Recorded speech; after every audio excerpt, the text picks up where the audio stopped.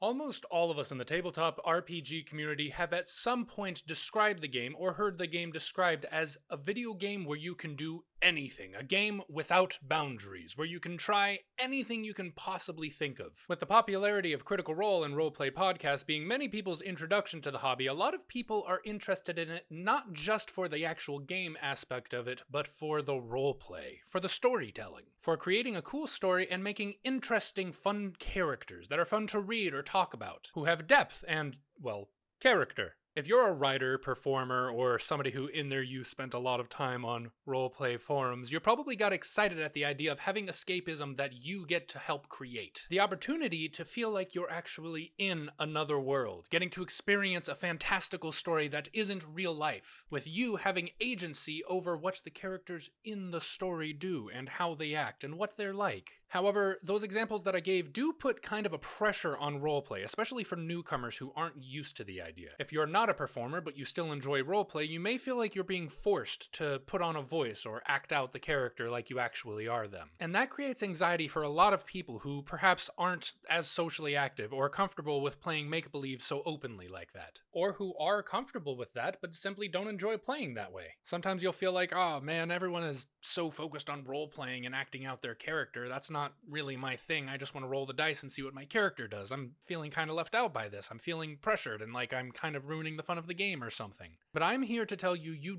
do not have to feel this way. That you can be just as immersive and invested in roleplay as anyone else without having to ham it up or acting like you're playing with Matthew Mercer. First of all, let's have a really important clarification, and that is that role-playing is not acting. Acting is just one aspect of it, one possible way to inhabit your character and express what they're like. And of course, by acting, I do mean doing the voices and acting out all your character actions in character and making the motions and hand gestures and facial expressions and different voice intonations. However, this isn't necessary at all. In fact, you could do none of these things and still be a fantastic role player. An important thing to note is that your actions are roleplay. After all, actions speak louder than words, don't they? If you say, my character flips over the table and threatens the goblin, that's roleplay. You've indicated that your character is a physically aggressive person. If you say, I pick up the doll off the floor and hand it to the small child, that's roleplay. You've indicated that your character is a bit empathetic and perhaps has some tenderness to them. If you say, I pickpocket the party's wizard and steal all of his gold, you've indicated that your character is an asshole.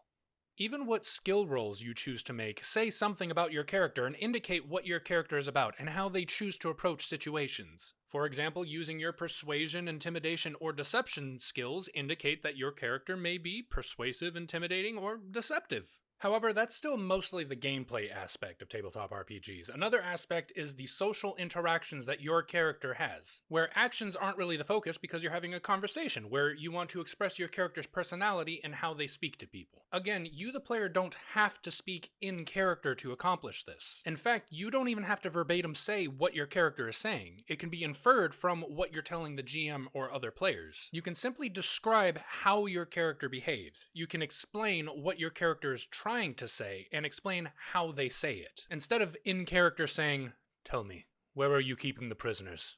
I'm tired and I don't have time for games. Speak now and I won't have to kill you. You can simply say to the GM, my character is clearly tired of all of this. He asked the guard where the prisoners are, and if he doesn't tell us, I'm going to attack him. This informs the GM what kind of scene you're trying to set with the character, what kind of narrative you're trying to present. Adverbs and descriptors go a long way to guiding an entire tone of a conversation. Telling the GM, my character threateningly asks where the prisoners are versus my character politely asks where the prisoners are, sets completely different scenes and uses different keywords to tell the GM what you're trying to accomplish. You're giving clear indicators of what you're going for with the scene. That's still roleplay. You're still giving character to the interaction and expressing what your character is like. In the event your GM misinterprets what you're trying to go for, don't be afraid to back up a bit and clarify.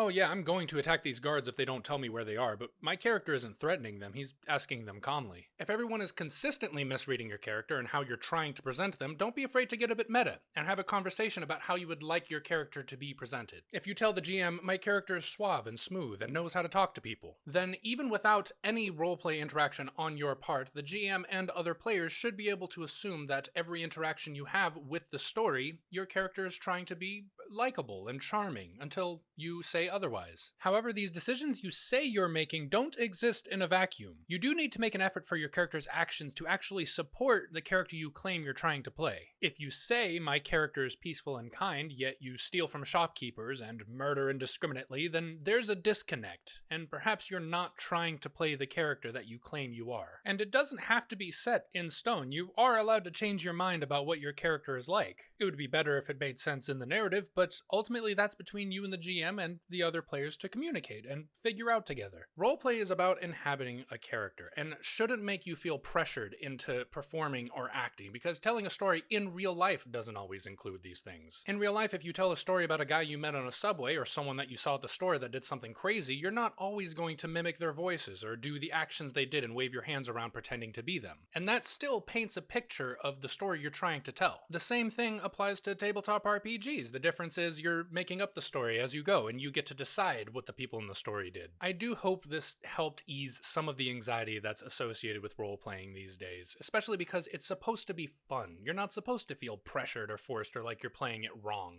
Everybody does it differently, and whatever way you're approaching presenting your character and making a character feel believable and real, it's up to you. And at the end of the day, the best solution, as always, is just having an open conversation with the GM, with the players, whoever it is that you want to make sure is getting the point of your character. If you liked this video, if you found it helpful, please feel free to subscribe and watch a variety of role players with a variety of role-playing styles. And until next time, everybody, I hope you stay safe out there, and I very much hope that you get a game in this week.